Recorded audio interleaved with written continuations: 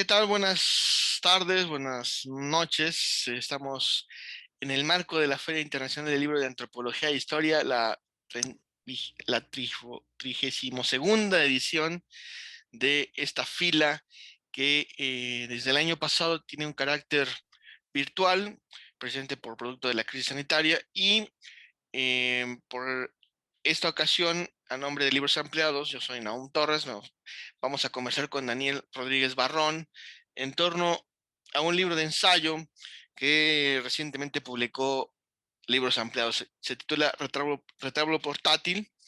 Justo, Daniel Rodríguez Barrón, pues es autor de ficción. Como tal, tiene un libro de cuentos y un par de novelas, entre ellas La Ciudad de los Animales y Retrato de mi madre con perros. También es miembro del Sistema Nacional de Creadores del Arte en la generación 2020 ALBA 2023. Y como autor de no ficción, pues es autor de Morbo Sacro, que es una especie de relato autobiográfico de pesadillas que también salió bajo el sello de Libros Ampliados, y este de Retablo Portátil, que a decir de Miguel Ángel Hernández Acosta en un artículo que publicamos también en el suplemento de Libros Ampliados, pues es un libro que muestra que el autor muestra sus lecturas, sus autores predilectos, sus obsesiones lectoras, pero también una inmensa cultura humanística y totalizadora que le permite hallar la relación entre un cuento, un pensamiento filosófico y su extensión hasta la sociología de una época determinada. Pues bueno, así es como queremos darle la bienvenida a Daniel Rodríguez Barro. Muchas gracias, Naún. Muchas gracias a la feria por la invitación y por el espacio. Pues justo, Daniel, ¿qué te parece si empezamos conversando sobre em, pues el ensayo? ¿Por qué el ensayo te parece un género que te ofrece como género literario, ¿no? Para abordar, em, creo yo, a menos de que me desmientas, dos de tus libros más personales, ¿no? O sea, con temáticas en donde no porque nosotros no haya autorreferencia o no, pero en estos dos, Morbo Sacro y sobre todo en Retablo Portátil, pues hay un juego también desde la ficción y desde la lectura, con un poco de vida, como una especie de autobiografía cultural, por así decirlo.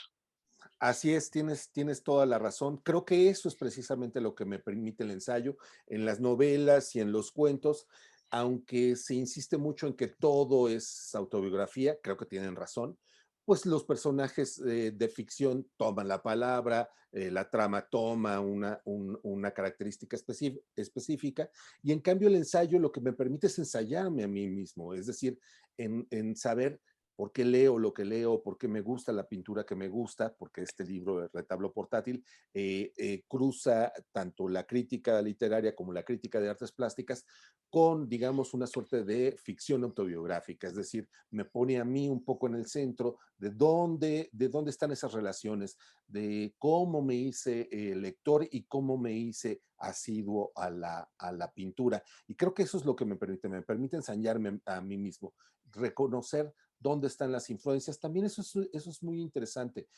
Últimamente como que hay muchos escritores que parece como que sus ficciones o incluso también sus ensayos surgen un poco como de la nada, como que creen que no vienen de mucho más lejos, ¿no? Yo a mí me gusta mucho la idea de la tradición y de que lo que uno escribe tiene referencias y ecos, no por sentirte relacionado con aquellos de los que hablas, por ejemplo, en mi caso, Conrad, Dostoyevsky, Shimon Bale, me parecería quizás muy arrogante decir que pertenezco a ese linaje. No, sencillamente lo que digo en Retablo Portátil es algo mucho más humilde y mucho más sencillo, es los he leído. No sé si los he entendido correctamente, porque ahí también me lo pregunto, si verdaderamente los estoy leyendo con la comprensión necesaria, sino sencillamente decir, los he leído y me han influido en esto, me han marcado de este modo. Creo que esa es la manera en la que uno también tiene que pagar cuota, tributo, como quieras llamarle, a estos grandes escritores que nos han precedido y que su trabajo está ahí y que gracias a ese trabajo nosotros podemos entender cosas que de pronto se podrían dificultarse si no estuvieran cerca, ¿no? Si no los tuviéramos cerca como filósofos, como novelistas, como pintores, entenderíamos mucho menos el mundo, lo entenderíamos quizás de una manera mucho más triste, mucho más flaca, mucho más torpe, ¿no? Creo que para eso están ahí. Y mi libro Retrato Portátil lo único que hace es buscar a estas personalidades, a estos grandes autores, a estos pintores, para saber qué los une, pero qué los une con respecto a mi persona, a mi educación, a mi clase social incluso, ¿no? A la que pertenezco, cómo se fueron, por qué fui encontrando esos y no otros, por qué prefiero aquellos y no a tales otros, ¿no? Creo que eso es lo que me permite, ¿no? Ensayarme a mí mismo. Justo era lo que te iba a preguntar en torno a esta cuestión de la identidad, ¿no? Cómo de alguna forma marcan tu identidad como lector, pero también como persona. Y me gustaría si pudieras así darle una pista a los lectores en el sentido em, de mencionar cómo te han formado esas lecturas, ¿no? O sea, porque obviamente es muy amplio el espectro en el caso de retablo portátil, ¿no? O sea, vas de la pintura a la literatura, ¿no?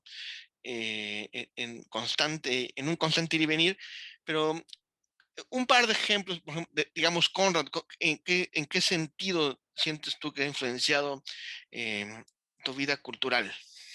Por ejemplo, en Conrad está la idea de fracaso, de una suerte de fracaso honorable, es decir, de que el fracaso no tiene que ser vergonzoso. Vivimos en una sociedad en la que estamos luchando siempre por el éxito y creemos que solamente cuando ese éxito es reconocido y regularmente económico, es cuando verdaderamente hemos tenido éxito y los demás están ahí para celebrarlo o para confirmarlo.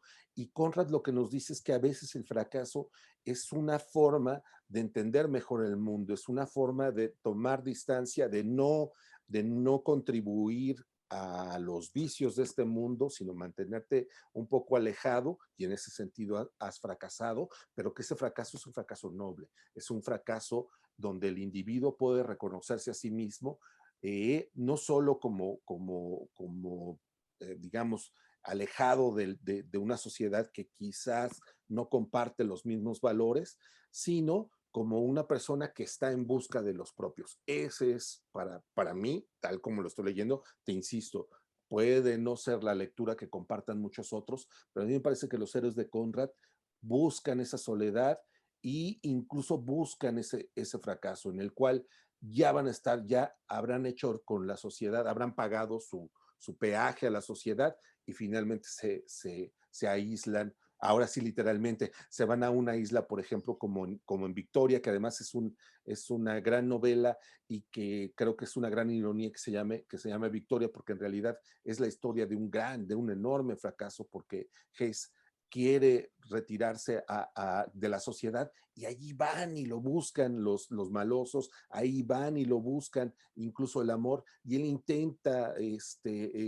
barajear todas sus posibilidades hasta que se da cuenta que no hay otra más que fracaso, pero es un fracaso virtuoso. Eso es creo que lo que me ha enseñado Conrad, que cuando fracasas, lejos de sentirte avergonzado o irritado o yo qué sé, darte cuenta que hay algo ahí que aprender, que hay algo que hay que decirle y que que esos comillas, fracasados que ves en la sociedad, que a veces en realidad tienen que ver con un asunto de economía, es decir, con la sociedad económica en la que vivimos. Mucha gente dice, bueno, es que los pobres son pobres porque no trabajan o porque no han hecho ciertas cosas. No, los pobres son pobres porque a veces viven en una sociedad que no los deja avanzar y que no les deja ascender socialmente o que para ascender socialmente tienen que traicionarse a sí mismos. Los personajes de Conrad, si algo no hacen, es traicionarse a sí mismos. Entonces, por ahí, por ejemplo, podría ser mi lectura de Conrad.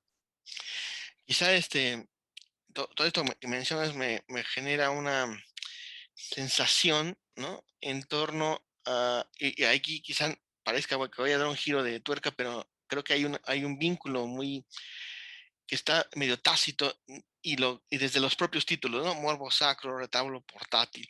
Esta cuestión, digámoslo así, religiosa Ujú. que propiamente como tal no es que sean libros religiosos los tuyos o temáticas religiosas, pero hay como hay cierto vínculo, un cierto acercamiento hacia esta mirada. Me gusta mucho que lo saques a colación, porque es una de las cosas que más me importan en ambos libros, es la búsqueda de lo sagrado, sino de lo religioso, de aquellas Ujú, cosas que todavía pueden ser sagradas o deberían ser sagradas. En mi caso, en Retablo Portátil, el propio arte, la propia literatura, ¿no? A mí me gustaría pensar que todavía nos influye en aquello esencial, en aquello que nos conduce moralmente, nos conduce éticamente con respecto a los demás. Yo sé que puede parecerles a muchos otros que es quizás excesivo o que hace muchos años que el arte, que la pintura, que la literatura no tienen esa influencia entre nosotros. Es muy probable que incluso sea verdad porque el cine, los juegos, los videojuegos, las redes sociales tienen mucha más influencia en los jóvenes probablemente que la literatura. Hubo una época, probablemente en el 19, en donde la literatura verdaderamente decía ciertas cosas y eran replicadas por la sociedad o entendidas por la sociedad en general, ¿no? Eso les tocó a Tolstoy, a Dostoyevsky, a Dickens, ¿no? La gente se moría por ver qué seguía en sus novelas cuando se publicaban periódicamente en las revistas o bien en los periódicos. Pero quizás ahora no tienen esa influencia, pero me gustaría creer que tuvieron esa influencia en mí, que la idea del bien, que la idea del mal, la idea del bien, por ejemplo, me viene de Tolstoy, la idea de que lo último a lo que uno puede aspirar o debe aspirar es a ser un hombre bueno, punto. No hay más, no existe otra posibilidad y al mismo tiempo no existe mayor trofeo que el de querer ser o el de aspirar a ser un hombre bueno. Es muy probable que no se consiga. El propio Tolstoy en sus diarios se la pasa refunfuñando porque él mismo se pone eh, 10 o 12 o 15 digamos, puntos de virtud que debe buscar a lo largo de un año, de dos, de tres, y a veces no lo consigue, se pone furioso consigo mismo. Pero bueno, al menos buscarla, al menos intentarlo, quizás ya es un paso que tal vez muchos ni siquiera toman, ¿no? La idea de la alegría como algo, por ejemplo, en Dostoyevsky, la idea de la alegría, digamos, demasiado enfática, quizás o incluso del triunfo, al menos saber que esa alegría o ese triunfo se lo estás robando a alguien cuando tú que lo estás gozando, es decir, que alguien está triste cuando tú estás alegre, que quizás esa alegría debería de ser debería ser tomada en serio, al menos, ¿no? Eso me gusta de Dostoyevsky, ¿no? Que sus personajes dicen, hasta que no, yo no puedo ser feliz hasta que el último de los niños no derrame una lágrima, ¿no? Yo sé que es muy literario, que es muy excesivo, pero bueno, ese es Dostoyevsky, no lo escribo yo, lo claro, creo escribe que él, ¿no? No, no, no lo digo yo, lo dice él. Y entonces creo que ahí es donde la literatura te pone la vara muy alta, te pone el listón muy alto y lo que tú tienes que hacer, o lo que a mí me gusta, o lo que intento, por ejemplo, el retablo portátil, es ver hasta dónde he llegado a la hora de saltar, a tratar de agarrar ese listón, si he llegado hasta aquí o hasta aquí, ¿no? Y reconocerlo, decir, no, pues a veces solamente llego hasta aquí, este es mi nivel. No hablo de escritura, sino de ética y de vivencias personales. sí, es esto que mencionabas al principio, no es una cuestión de virtuosismo, ¿no? O sea, y de éxito, sino en este sentido, a lo mejor de la virtud del artista, ¿no? De la búsqueda que tiene relacionarse, ¿no? Con la escritura misma, ¿no? Como un juego, pero a la vez como un compromiso ético en este caso, ¿no? Sí, ni siquiera te diría necesariamente social, porque eso lo entendemos de una manera muy estricta, Ujú, a partir de los 60, que es relacionarte con las marchas, con un partido, con una forma de vida, sino de ética, es decir, de una suerte de moral no pública, sino absolutamente personal, en la personal. que tú tienes que comportarte de cierta modo y tienes que ver la literatura de cierto modo. Insisto, no es que se logre todos los días, pero creo que al menos intento en las lecturas, en la manera en la que veo la pintura, en la manera en la que veo la escritura, y me gustaría creer, eso en realidad solo lo van a decidir los lectores, en la manera en la que ejerzo la escritura, saber si realmente lo llevo a cabo o no. Hace bastante poco y que es una lástima porque me gustaría haberlo incluido en Retablo Portátil.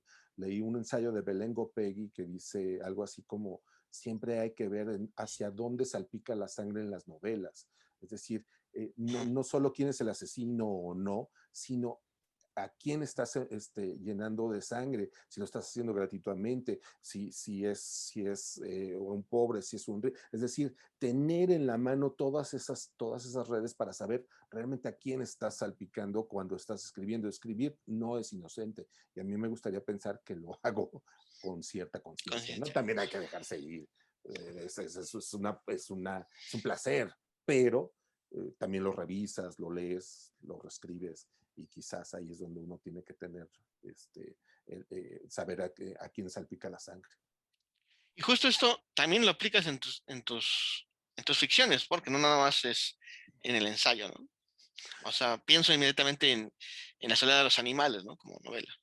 Así es, así es. En La soledad de los animales, digo, para rápidamente, es poner en la balanza qué vida vale más, la de un ser humano o la de un animal. Eso es de lo que se trata la novela, ¿no? Es una mujer que quiere creer con toda la humildad y con toda la bondad de la que es posible que la vida de los animales valen mucho más, ¿no? Y entonces, bueno, lo que yo quiero es que el lector cuando lea la novela ponga esa balanza en juego y se ponga a decidir qué es lo que él preferiría, ¿no? Ya esa es decisión personal y bueno, ya nunca la sabré porque los lectores leen también en la Sí. intimidad, pero de eso se trata, ¿no? La novela que estoy escribiendo ahora, en el fondo de lo único que se va a tratar es de qué prefieres, la injusticia o el desorden. Y Mm. entonces tiene que ser una decisión ética, ¿no? Prefiero un desorden social a la injusticia, no, prefiero la injusticia y mantener cierto orden social. Eso es lo que yo quiero poner en jaque a mi lector y que decida algo tan fuerte como eso. ¿Prefiero Claro. la injusticia o el desorden social? Bueno, se nos está acabando el tiempo porque estas transmisiones son brevísimas, Yo pero sé. me gustaría que abordáramos un poquito en términos ya de retablo portátil esta idea de la fragmentación o de lo fragmentario que son, digamos, los textos, ¿no? Y que se van hilando de alguna forma. Sí, el retablo portátil está hecho a través de párrafos, unos más largos que otros, algunos son tan breves que podrían ser una suerte de aforismo, yo qué sé, y otros sí desarrollan más una idea, pero lo que yo buscaba con esta fragmentación es darle al lector la sensación justo de que estamos avanzando, de que hay una progresión dramática entre lo que empieza, lo que se va leyendo y donde termina, ¿no? Yo empiezo hablando de una suerte como de mito sagrado en donde uno entra con un libro a una cueva y se va encontrando con esas imágenes y con esos personajes y esas imágenes y personajes te van guiando por esa cueva y termino hablando de un día en donde entro a la iglesia con mi abuela y me doy Mm. cuenta que esa iglesia que no era ni la catedral, ni eran grandes pintores, sino una iglesia de barrio, tiene pintura y que esa pintura me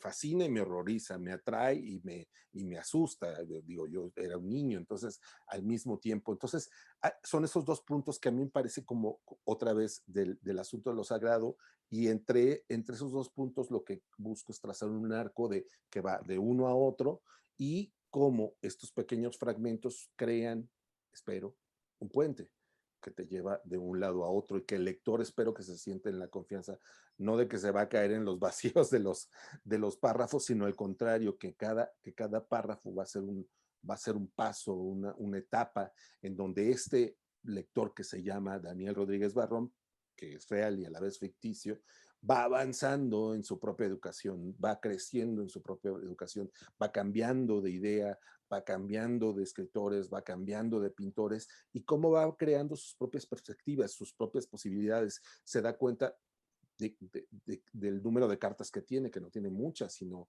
es una serie de posibilidades, nada más, como a todo el mundo. Te dan una mano de cartas con las que tienes que andar toda la vida. Entonces, Yo lo que me sucede en retablo portátil, como todos los retablos, tiene un cierto número de casillas, por decirlo así, y esas son las que trato de tener en referencia. Son mis pequeñas guías para, para guiarme por el mundo y para decidir entre lo bueno y lo malo. Y lo que vemos a través de los párrafos de los que tú hablabas en retablo portátil son esas decisiones que toma el lector, buenas y malas, y viendo si las malas son posibles de corregir. Incluso a veces las buenas y también pueden corregirse y ser mejores. A veces también se puede, a veces no. Muy bien. Oye, y ya nada más así, como mera curiosidad, ¿cabría la posibilidad de que en en retablo portátil, viéndolo como una especie de autobiografía literaria o cultural, también o podría ser como una especie de historiografía del arte? Eh, Me encantaría pensarlo, te lo agradezco que me lo pongas así, pero sentiría que es demasiado arrogante o pretencioso de mi parte decir que es una historiografía de arte, ¿no? Creo que es más bien estas imágenes que tienes impresas en la mente. Me gusta pensar en esto de Abby Warburg, que tiene su atlas Nemocine, en donde él sí habla efectivamente de la historia del arte y donde dice que esas imágenes se repiten una y otra vez a lo largo de toda la historia del arte. Yo lo que digo es sencillamente que seguramente en la cabeza las imágenes que nosotros hemos visto, que pueden ser muy sencillas, puede ser la de un gato, la de una mujer desnuda, la de un hombre, yo qué sé, se repiten a lo largo de nuestra propia historia, de nuestra individualidad, y que las buscamos y las recreamos. En el caso de la escritura, las recreamos una y otra vez, y en el caso de la lectura, las buscamos, puesto que siempre queremos leer a ciertos lectores o ciertos lectores nos hacen clic, y es porque seguramente nos terminan por configurar alguna de esas imágenes que creemos son absolutamente personales, aunque seguramente, para decirlo con Jung, deben ser un arquetipo, o para decirlo con Platón, deben ser un arquetipo, que los dos pensaban cosas distintas sobre los arquetipos, pero deben ser algo que está en la mente humana y que no tiene que ver con un nombre y una persona en específico, con una nacionalidad, me gustaría creer, pero que sin duda son las tuyas, son las propias, y que a esas son las que uno sigue para bien y para mal, seguramente. Claro. Pues nosotros no nos queda más que invitarlos a, gozosamente, por cierto, a buscar Retablo Portátil. Es un libro publicado por Libros Ampliados, pues este año, este mismo año, ¿no? En 2021, Exactamente. mientras sucede la crisis sanitaria, y se puede adquirir en la tienda de Libros Ampliados, precisamente en internet, y llega a cualquier parte, a cualquier domicilio. Muchísimas gracias, Daniel Rodríguez Barrón, pues por tu tiempo y por platicarnos de tu libro. Muchas gracias a ti y muchas gracias a la feria por darnos este espacio para poder hablar sobre este libro de ensayo. Pues nosotros no nos queda más que invitarlos a que continúen las transmisiones de la 32 fila Feria Internacional del Libro de Antropología e Historia, que siempre nos tiene grandes sorpresas. Hasta pronto. Hasta luego.